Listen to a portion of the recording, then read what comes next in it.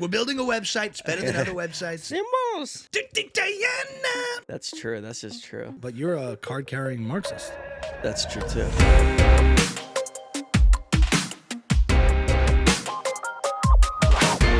Welcome back to Buckle up, baby. episode 42. Michael Weber in the house. We What's here. up? We here. I showed up. We out here. I showed up. We out here. I got a lot of comments from the last one, by the way. Did you? I got a lot of, you okay? Really? Yeah. Keep Not going. a lot. I got 2. I want to. That's a lot for us. That's double the normal amount. What did they say? People were worried about your My brother well-being. called to check in. What? My brother called to check in to see if we were going to still do the podcast. Okay. And another good listener, What'd you tell him? Mr. L, we'll call him, checked in on me. Yeah, I checked in on you for crying. Yeah, out loud. you checked in on me also. I don't know. God, you're a little honest, and Nothing wrong with everyone's concerned.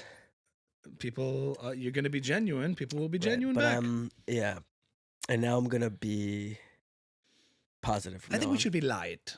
I'm actually in the mood to just talk shit again for the first time in a Yeah, while. it's been and a not while. just be like, what's wrong with us and all this heavy stuff. It's been nice to just talk about what we normally talk about. What do we talk about? Nothing. What's been going on In the world or in life. The Queen died. What do we miss? What controversies have we not weighed in on? I actually got we don't have to add on to this, but the Queen did die. And for the first time, I did gain this bit of respect for.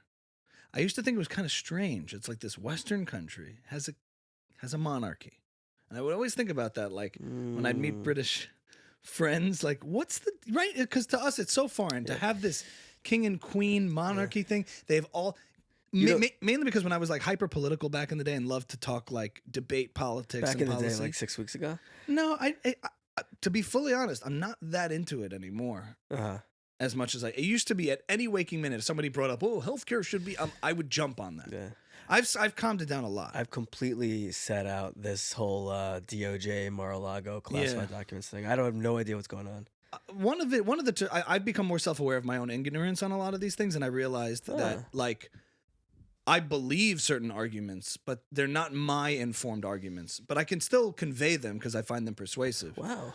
But I do know, like, look, I'm not like researching the data, so I would catch myself saying things that are probably true because the person who made the argument knew the data and I believe that person. But when it becomes secondhand through me, you quickly start to talk out of turn a little bit.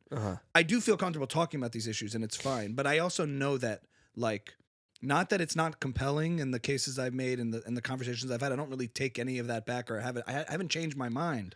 But I've become aware, a little humbled by the fact that, like, I'm regurgitating. This is kind of a big deal. When did this happen? A lot of. What's that? When did this happen? As I just became exhausted with the conversation and saw that it's just like the people arguing with me were doing the same thing as me. Right. They're regurgitating. I still think I'm That's right. always how I felt. Yeah, I know, and it became a little bit just exhausting. Like, post-Trump stuff. It used to be about you debate policy, you debate like universal health care or taxes or what you think the role of government should be. I find that stuff interesting, but not always and not all the time. I'm just kind of like, I'm just at a place with it now where I've had my conversations about a lot of that stuff, and I'm happy to talk about it. And I do feel fairly informed. I've read a lot about that stuff. It's not like I wasn't completely bullshitting others or myself, but I also think, like, I don't know, it just got exhausting a little bit. It got tiresome. This feels significant. It doesn't? Yeah, it does. You wouldn't have said that a year ago when we started. My gradual, like, moving away from these as like something I was always down to discuss all the time started a little longer than that, more than a year ago, because COVID and all those other things to me wasn't even political. It wasn't your typical like political argument. This was more like common sense versus people losing their minds. And like that was a conversation that was unlike all these other subjects, which are just kind of academic and fun. COVID stuff was really affecting my life, livelihood, social life, everything. It was affecting all of us in the realest way than any other policy was or event was before COVID. So I was happy to have those conversations because I felt like it was, we were fighting for our, like, actual well-being and, right to live the way we want. But it's just like when stuff comes up on my feed, it's like, okay, yeah, I've seen this movie 1,000 times. One of my favorite movies of all time, but I've seen this debate. I've seen this. There's like, I think also in the proliferation of so much content out there, it used to be that when I went on YouTube or when I went online, I would watch a lot of that. Like my YouTube subscriptions back in the day was like libertarian stuff and politics stuff and foreign of international relations and those kind of things and intelligence squared, but it was really limited to that. That's what I went online for, and my rest of my entertainment was like television or other things. I would go online to find the niche stuff that was just niche for me, like political things or music geeky things or comedy stuff, and it was like three corners. But now, like, that's where I am all the time, and that's where everything is happening. So I think it crowded it out. Back to the Queen. But the Queen. So I used to always be like curious, like, how do you justify? You know, it's funny. All these billionaires in the world in finance and industry get demonized by the West as greedy and just all about profit and all that kind of stuff. They get this kind of cultural demonization in the West. Say and in the West by like the far left. By the far left in the West, which I think is ascendant in the West. Sure. Which is anti-Western. Yeah, but they get so much flack.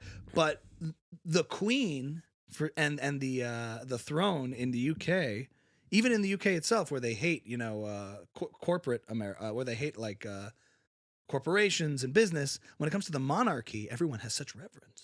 And I'm like, there's no more unearned wealth. I don't think that's true though. I'm seeing it now. Reverence.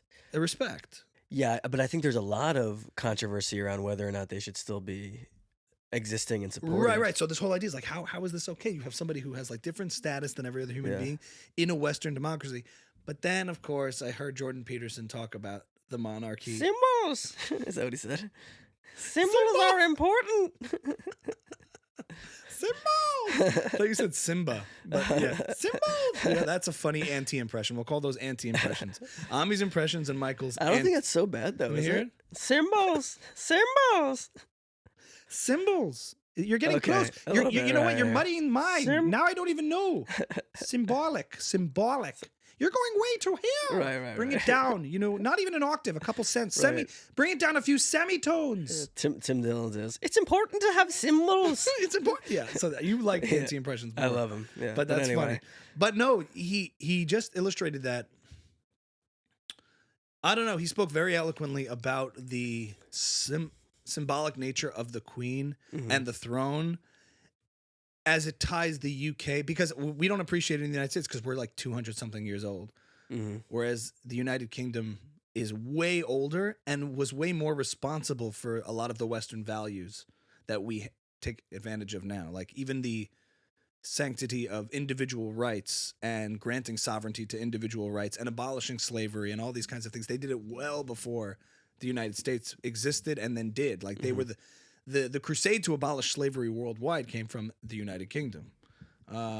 And this, I don't know, I think maybe it's the fact that this taking tradition and what our sacred institutions seriously and not discarding them is sort of what the throne represented. She doesn't have actual political power. The Queen and the King don't have political power anymore. We've discontinued that. But the symbolic nature of what they stood for in some kind of, like in the way that what they did was innovative and groundbreaking in granting sovereignty to the individual, is something we should not disregard lightly and the monarchy and keep that. sacred. Yeah. Okay. And I was like, oh, that's interesting. I thought he was going to go in a different direction. What'd you think? I thought he was going to say something we're missing in America is a cohesive myth and purpose anymore. I think he did say that, and I think I heard the other thing. Got it. But he was talking about that too. We don't agree on who we are anymore. Right. It seems like over there, at least, they know whether you love the Queen or hate the Queen. There is a Queen, and like we're part of this nation together. Well, in Europe in general, they're much more focused on a collective identity than we are in the United States. Yeah. It's always been about what does it mean to be French? What does it mean to be British? They have these conversations all the time. I understand we have immigrants, but are we still British? Right. And we don't really talk like that here because it's more antithetical. The idea is for here, we have this melting pot concept that what it means to be American is that we are this collective out of many kind of heterogeneous population, whereas in the UK it's more about assimilation to a collective identity. Right. Well, where assimilation to the American dream? where like everyone here has an equal chance of succeeding if they Right. put the work in, and that's what's sort of been exposed, I think, in the last little while. What's been exposed? That like it's not quite true anymore, or people feel that way at least. The People American feel dream that doesn't way. really, yeah, people feel that way. Yeah, that it's not possible to succeed. Yeah, it's not as possible as it used to be. Mhm. Or I think a better way to frame it is, as time goes on, you have to be more and more exceptional to have like a decent standard of life. You have to be like smarter, more creative. You can't just be a normal person. You can't just be like Mm. not dumb and like not lazy And there'll be a to place. be able to buy a house one day. Like you have to be really smart and really hardworking Right. to be able to afford a house. That's interesting. At some point, By which like wasn't the case a while Yeah, ago. you're comparing sort of America to itself. Yeah. Yeah. I mean, there's an idea that what was truly groundbreaking about the United States was that it's not a product of where you were born in terms of a hierarchy or a caste system Mhm. or feudal system, royal system, that you're like fixed to a certain place in society for life. And that's what Right. they talk about here is the American dream is that you can come here and if you have a good idea and you work your ass off to become exceptional at it, true, Yeah. you can make it. It's Right. by the merit of your work. And Right. that what people that's the strength of being in a capitalist market economy. It's like you're doing something that people like. Nobody cares about your status and status and Right. status and status. Well, they just care about how much money you have. As long as you have money. then Well, it how do you doesn't get matter. money?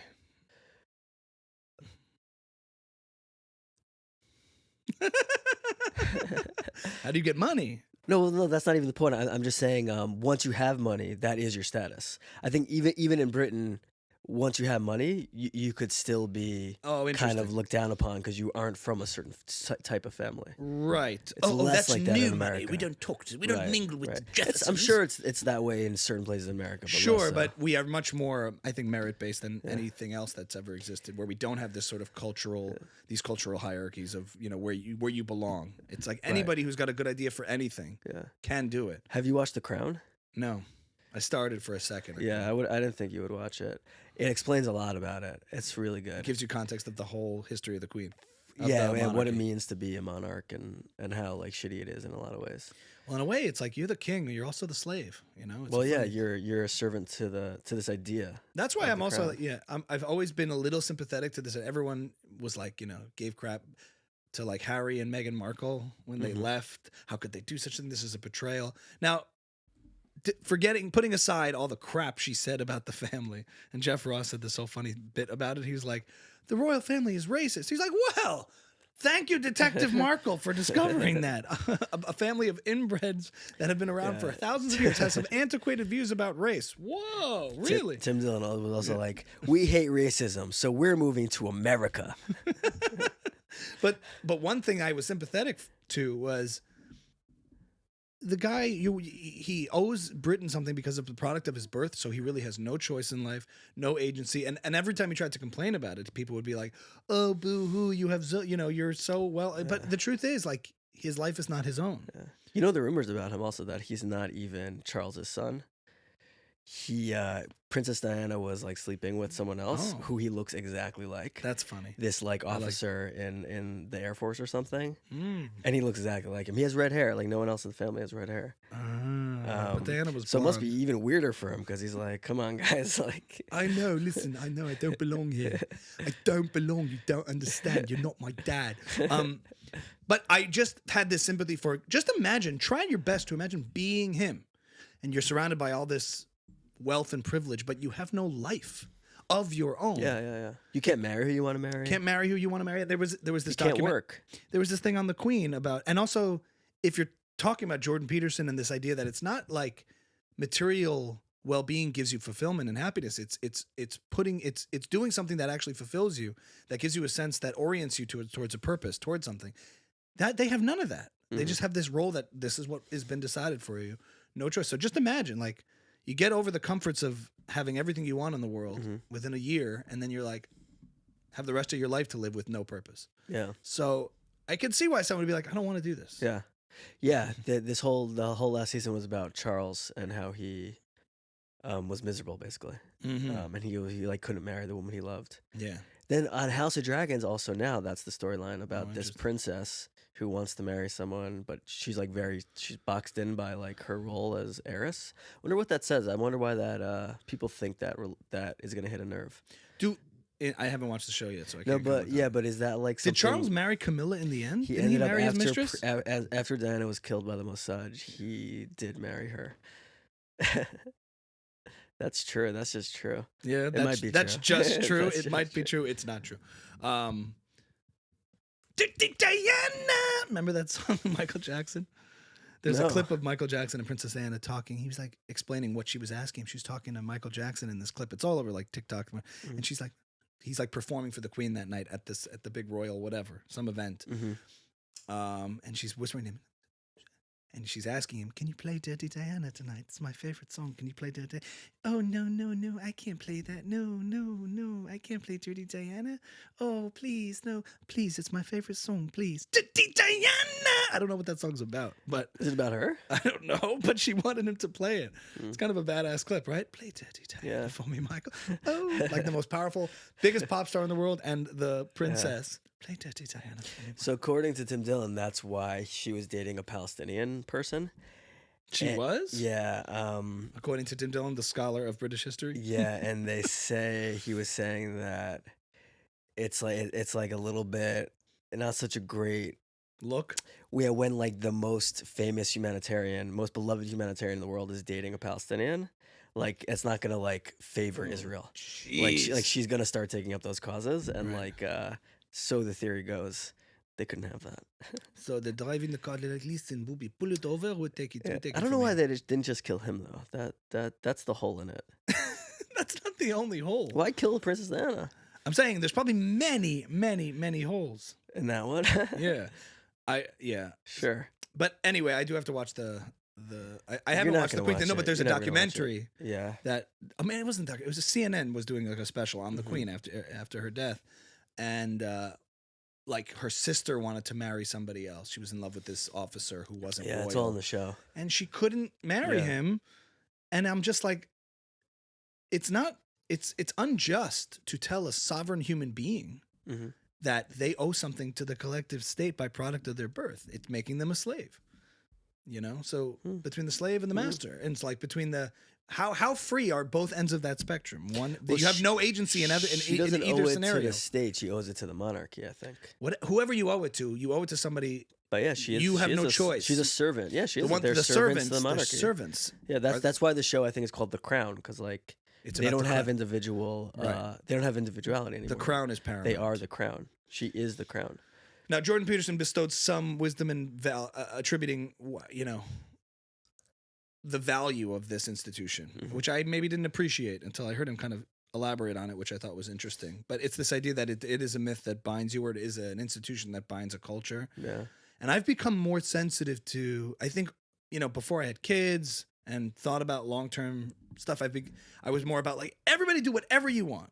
And I still believe that politically. Like, I was libertarian even like in every single way. It's like, whatever, everybody do whatever you want. And I don't know, as I've gotten older, I've become more sensitive to the, as we've both gotten older. Excuse me. I guess. Jeez. Become more sensitive to the, like, cultural and social cohesive elements of society. Doesn't mean I believe one should be able to impose anything on anybody, but to be able to talk about those things, that they matter, because behind what keeps those values of freedom and sovereignty and individual rights important and sacred is a culture that's cohesive and that people respect. As you saw in COVID, like, people were so willing to throw so much shit out when it came to individual rights. And I'm like, where does that come from? It starts with culture and you saw what happened when the presidency was kind of disrespected. Like, the symbol of the president has sort of been dismantled. Like, or elevated, Michael. You mean during Trump? It certainly hasn't been elevated. Yeah, like I think like a kid who grew up during the Trump era does not think about the president the same way the office. and I do. The crown and the office. Yeah, the office of the presidency. Right. It's like probably a little bit of a joke to them, which is like it has this ripple effect around the whole country. Right. One of the big critiques of Trump that I thought was very valid was, forget what he might do on this policy or that policy, or a justified means to an end. Yes, he might get this done and that done, and that might be good for certain factions, but the moral decay of the office is super important. Right. I didn't think it was that important because for a long time we had dignified leaders who held up to that standard but did absolute shit on policy. So for a lot of things, I would be like, well, it's you could say what you want about all these other guys who are so polished and respectable to the office, but they got nothing done. Right. And one can say that a junkyard dog with a nasty personality who's getting things done, like try to imagine on either side, if you're a conservative Trump or a liberal Trump. And I would tell this to people who were more left of center, like imagine you had a guy up there who was getting every policy you wanted done. And he said disgusting things about Fox News. You'd love it. Just to keep it in perspective. However, during like COVID and times of national crisis, I was like, okay, we need like a leader who can like, who can elicit calmness in us Oh my God. and unity, and he couldn't do that. And that was something that was it was such low-hanging fruit. Yeah. Instead, he was like, we're building a website, it's better than other websites. I was just thinking the moment COVID really started was like I was in the city, like going on the subway back and forth every day, and then and everyone was like be cool, everyone be cool. That was like if someone wore a mask in the subway, people were like, come on, don't wear a mask. It's gonna be like, and then Trump got on TV and did the national message, and that night everyone started rating the Dwayne Reeds and everything. What, his national emergency message? Yeah, like he got on, everyone was like, oh, this guy has no idea what he's doing. Oh. And they're not on top of this. Right. He's like, I have mobilized with China, and like I don't even know what he said, but like the feeling everyone got was like, oh shit. You remember a palpable difference in the tone and everything like that. For me, it was more like he still took a combative stance at a time when everyone was just scared. Right. And everyone's like, okay, look, I don't care, Democrat, Republican, whatever. What we need now is just like, tell us it's going to be fine. We have this under control. Like, this is an emergency. Yeah. And he just couldn't turn it off. So it was just, that was a disappointing moment for me when I was like, there were others, but I'm just like, this is when not having just an entertainer in chief is important. I saw a great tweet that I think about a lot with our kids about what you want a leader to do is to go, I understand why you're scared and I understand why you're nervous, but I don't feel that way because I know that I have it under control. So you be scared and nervous, that's fine, but I know that we're going to be okay. Which is what he could never do. But to be fair across the board, him and, if anything, eventually it seemed like every other leader took the panic. We need to be scared. We need to be overly cautious. I don't have it under control. Right. It's going to kill us all. Yeah. And eventually Trump was like, don't let it dominate you folks. Remember when he got COVID? He's like, don't let it dominate you. Or he said something to the effect, I forgot the exact quote. That's a great line. But he said, don't let it win. Don't let it dominate you, whatever. Like, I got it. I beat it. He took a different brand approach eventually. I'm just talking about when it was initially nobody knew anything. Yeah. But I hear you. Yeah. But eventually all the leaders leaned into that wrong approach of being I wonder panicked. if it came from the top of like... No, I don't think Justin Trudeau is now still panicking about COVID because of Trump. Is he still? Yes. He just gave a speech about like, we're going to see a surge, so please make sure to get your boosters and you're this and that. I think I have COVID. Yeah, right now? I think so. And look how chill we're being. I thought I couldn't smell something last night, but I was wrong about that. I could. Okay. So I think and then you farted and you're like, nope, there it is. I was recently on this panel. I got to show you this clip when it's done. I was on a friend's show. He's in LA, but he's I wouldn't call him QAnon, but he's in that world. Loves all that stuff. And he's always kind of been that way. But I found myself arguing. I felt like not the leftist, but from the left. It was some of the stuff was so like, I'm trying to like, one of the things I've been doing more of, at least in these conversations about politics, is rather than trying to own the lib, but also keep the conservative side of the argument honest with itself. Mm-hmm. It's like, are you just saying that?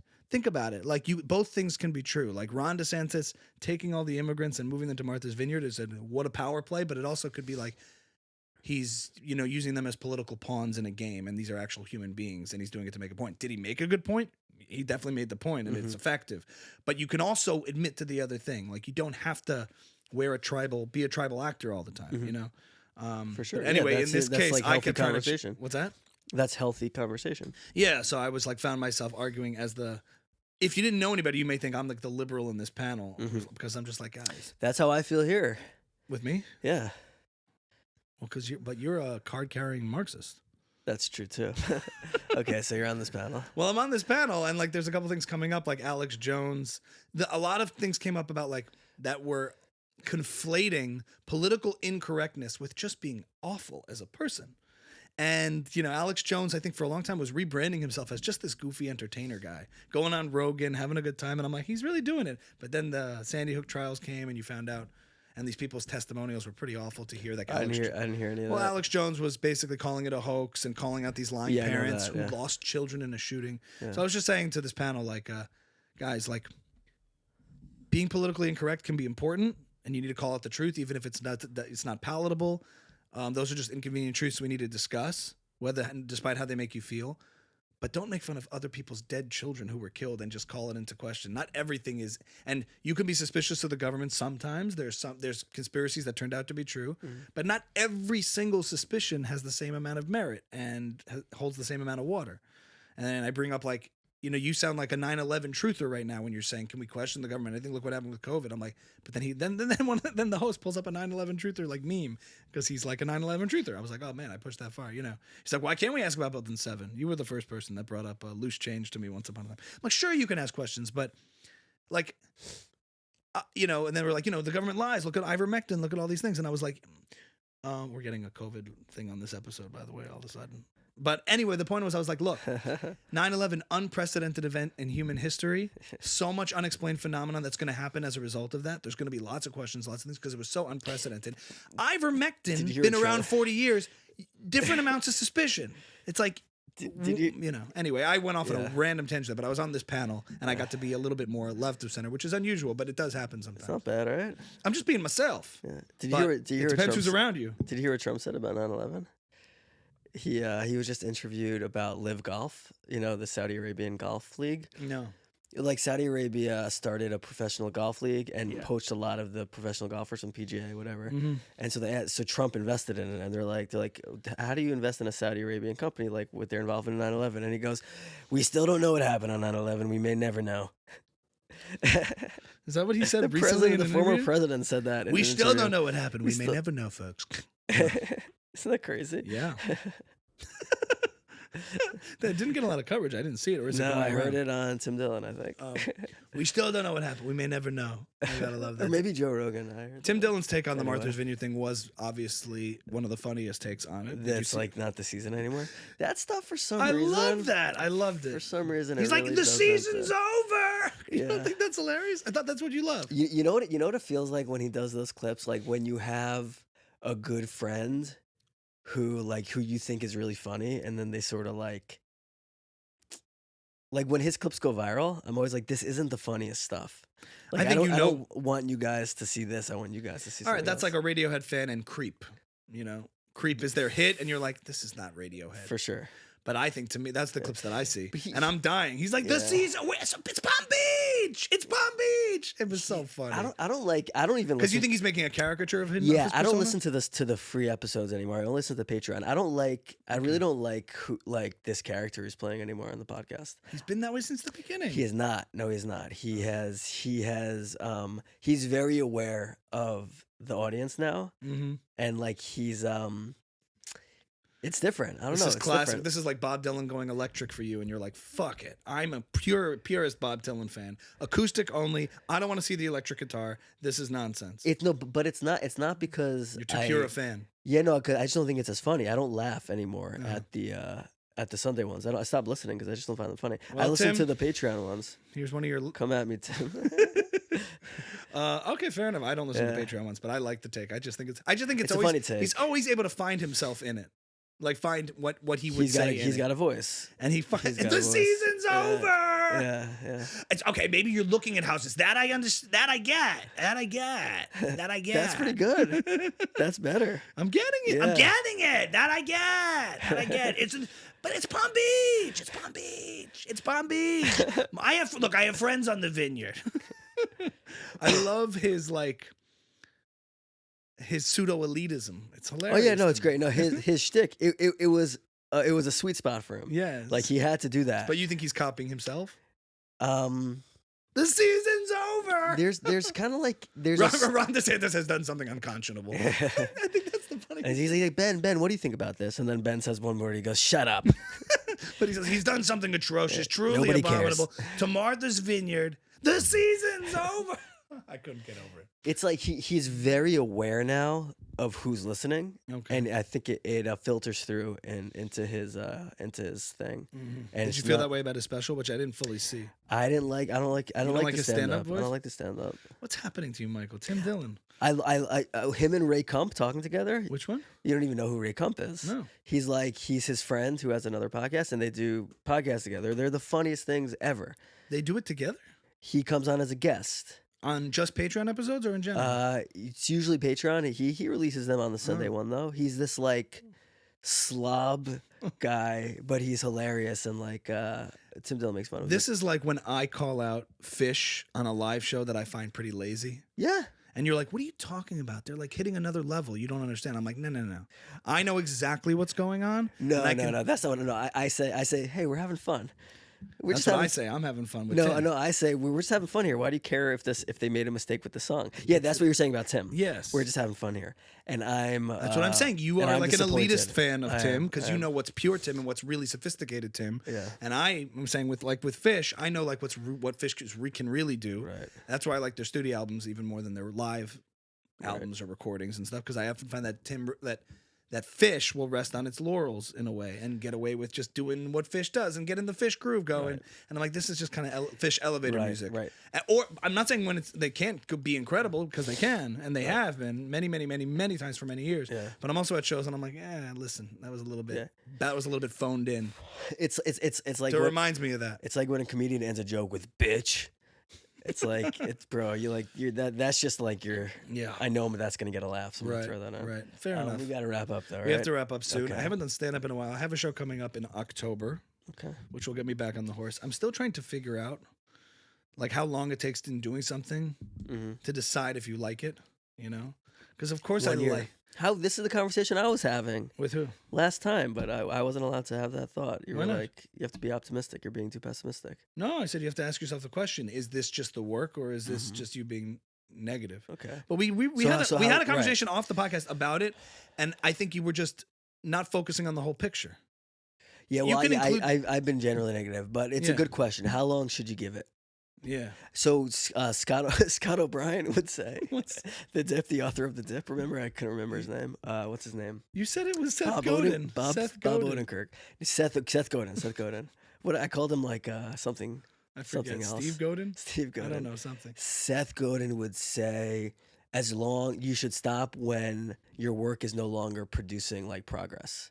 Like when the amount of work you're putting in is not getting you any further. Oh, that's interesting. When you stop seeing progress. For me, it's more like just when it comes to stand up, the issue I have sometimes with it is the overthinking is a big part of it. Like, just do it. Keep doing it. It's not that it's like, I don't want to overthink it too much. But there's obviously a discrepancy between my experience playing as a musician. I'm just coming off of 2 shows I played in Denver where I have such ease with it because I have such comfort and experience with it. So it's in terms of enjoyment versus work, the work part of it's very small. The enjoyment part of it is so much more. And I did, and when I was doing it in early days as like a teenager, like that enjoyment was there because it was purely passion and hobby driven and not career and professional driven. So to be getting into stand up now where it's professionally driven and new, like that combo is just so hard sometimes to contend with because you have to go to these things and like work stuff out. But then when I have a good set, it does feel good. The question is like, it's like, you know what I mean? I don't have a. Yeah, talk to me about the doubt. Talk to me about Yeah, the no, doubt I'm trying to square doubt, realism, Yeah. and also being pragmatic Yeah. with the fact that I can't do it anymore. No, I'm just saying. I'm saying I have this audience on comedy and attention on the comedy stuff that I'm doing, and even through I think the podcast has a lot of potential to grow, and I'm very excited about it. It's got a lot of potential to go. Can only go up. grow, but just stand up takes a lot out of me. It just to go to mics, work out jokes. I enjoy writing the joke, and when a joke lands, it is a great feeling. But it's kind of like, what's the word? It's just in terms of the nourishment that a good set provides. Either I need to do it so much more. It's like it's hard to find that balance of doing it occasionally Yeah. because you don't get better by doing it occasionally. Yeah. You know what I mean? So it's Sure, sort of sure. like I have to do it a lot, but I can't practically, mainly because I'm too busy to do it a lot. Yeah. And I have responsibilities and family and other work. Mm-hmm. Thank God I'm very busy, so it's hard to like just to work it in. Yeah. So it's hard to like dabble in it. Is all I'm saying. Yeah. And I don't feel like it's fair to the craft for me to say, I don't want to do it, because I do and I want to enjoy it, but it's hard to find that balance. Yeah. That's all. But I have a show coming up, and booking a show is the best way for me to get back in it, because once I have a date booked, I end up doing it and then liking it and stuff. But with stand up, it's a funny thing. It's like Dave Chappelle was on Rogan and he said, "This shit ain't no bicycle, man." Can't just get back on. Yeah, he said, like, why isn't Eddie done a special? And so many, like, I'm so excited for Eddie to come back to stand up. He was like one of the best of all time. And he's like, what do you think's been holding him back for so many years? He goes, this shit ain't no bicycle, man. It's not a bicycle. You don't just like pop back on and start doing it. It takes all of you each time. And the second a few weeks go by, you're like, I have no idea what I'm doing. Tim Dillon has said, sometimes you get on there and you have the mic, you're like, oh shit.